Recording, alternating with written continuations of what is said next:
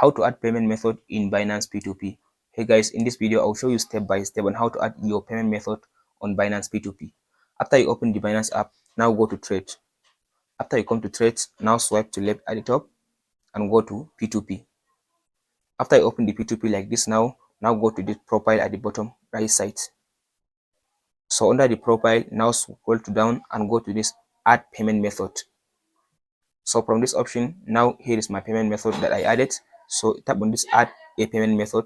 So here it will give you the list of banks that are available in your area or in your country. So just go ahead and tap on this bank transfer. So from this option now, the name on your Binance account must be same as the name on your bank account. So here is the name I'm using on my Binance account. So this name must be on my bank account. So tap on this option now and add the bank account name.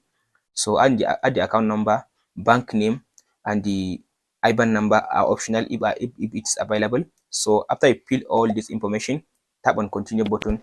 Now your bank will be shown like this now on your Binance account. Hope you found this video helpful.